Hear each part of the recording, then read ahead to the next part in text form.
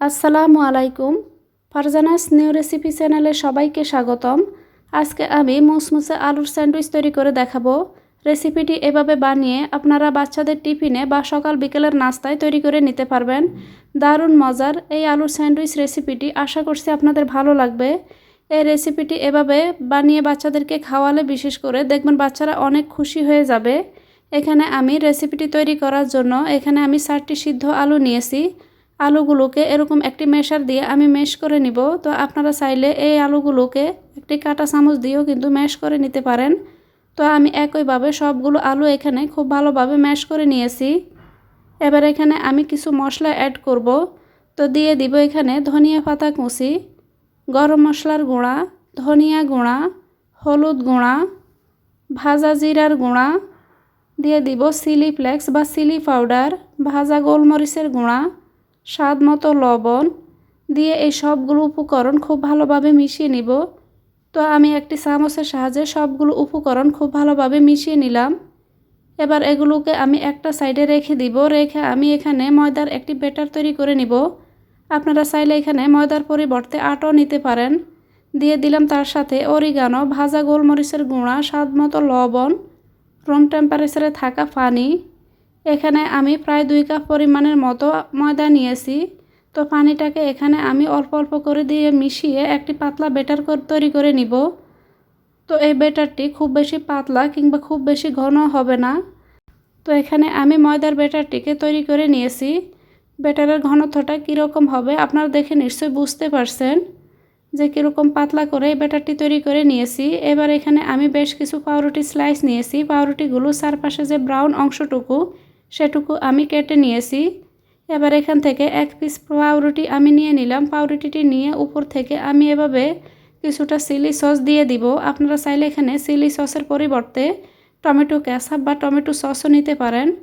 উপর থেকে আমি এখানে যে আলুর মিশ্রণটি তৈরি করেছি সেখান থেকে কিছুটা আলুর মিশ্রণ নিয়ে এখানে আমি দিয়ে দিব।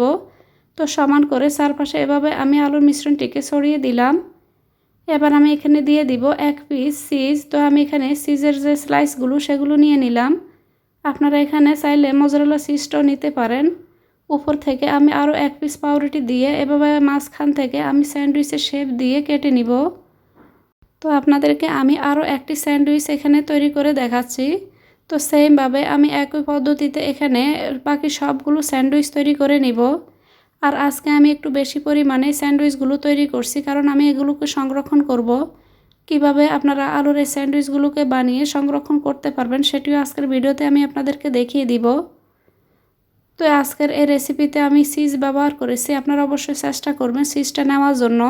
চিজটা দিলে এই স্যান্ডউইচের রেসিপির স্বাদ কিন্তু আরও অনেক বেশি বেড়ে যায়। অবশ্যই এখানে চিজটা নেওয়ার চেষ্টা করবেন।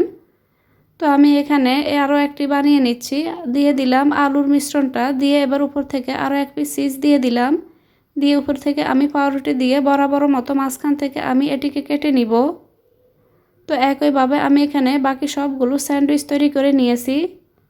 এবার এগুলোকে আমি যে ময়দার মিশ্রণটা তৈরি করেছি সেখানে আমি চুবিয়ে তারপর আমি ব্রেড ক্রাম্বে কোট করে নিব। এবার আমি 1 পিস স্যান্ডউইচ নিয়ে নিলাম। নিয়ে এখানে আমি ময়দার মিশ্রণের সাথে এভাবে চুবিয়ে নিব। চুবিয়ে আমি অতিরিক্ত যে ব্যাটারটি সেটি ঝরিয়ে আমি এখানে ব্রেড ক্রাম্বে কোট করে নিচ্ছি। তো উপর থেকে প্রথমে কিছুটা ব্রেড ক্রাম্ব ছড়িয়ে দিব। দিয়ে তারপর আমি এগুলোকে চারপাশে খুব ভালোভাবে আমি আলতো হাতে ব্রেড ক্রাম্বটা চেপে তারপর আমি লাগিয়ে নিচ্ছি। তো পুরো সাইডটাতে কিন্তু ইকুয়ালি আপনারা এই ব্রেড ক্রাম্বগুলো লাগিয়ে নেবেন। তো আমি এখানে একটি স্যান্ডউইচ তৈরি করে নিলাম।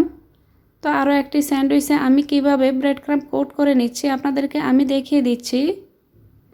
তো এখানে এভাবে নিয়ে তারপর আমি এখানে যে ময়দার মিশ্রণটা সেখানে চুবিয়ে আমি অতিরিক্ত ব্যাটারটিকে এভাবে ঝরিয়ে নিব। ঝরিয়ে নিয়ে এবার আমি ব্রেড ক্রাম্বে কোট করে নিব। তো একইভাবে বাকি সবগুলো স্যান্ডউইচ আমি ব্রেড ক্রাম্বে কোট করে নিচ্ছি। এই রেসিপিটি খেতে যে কতটা মজার আপনারা বাসায় অবশ্যই ট্রাই করে দেখলে বুঝতে পারবেন। ভীষণ মজার এই রেসিপিটি ছোটো থেকে বড় সবাই অনেক পছন্দ করবে। তো আমি একইভাবে এখানে বাকি সবগুলো নাস্তা তৈরি করে নিলাম।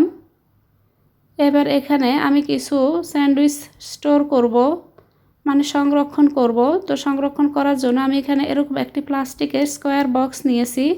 এখানে আমি এক লেয়ার প্লাস্টিক বিছিয়ে তাওতে এবার আমি দিয়ে দিচ্ছি স্যান্ডউইচগুলোকে আমি এখানে এক লেয়ারে রেখে তারপর উপর থেকে আরও একবার আমি পলিথিনটাকে দিয়ে দিলাম, দিয়ে আবারও আমি এখানে কিছু স্যান্ডউইচ রেখে দিলাম।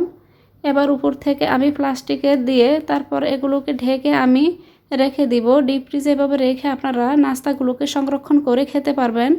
তেলে ভাজার আগে আপনারা 15 থেকে 20 মিনিট আগে ডিপ ফ্রিজ থেকে বের করে তারপর তেলে ভেজে নিলেই হবে।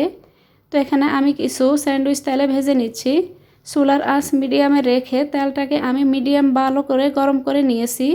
গরম করে নিয়ে তারপর আমি স্যান্ডউইচগুলোকে মুসমুসে করে ভেজে নিলাম। এখানে এই স্যান্ডউইচগুলো আমার ভাজা হয়ে গেছে। এবার এগুলোকে আমি তেল থেকে তুলে নিচ্ছি। তো অতিরিক্ত তেলটাকে ঝরিয়ে আমি নাস্তাগুলোকে তেল থেকে তুলে নিচ্ছি। তো আশা করছি আমার আজকের এই স্যান্ডউইচের রেসিপিটি আপনাদের অনেক ভালো লেগেছে।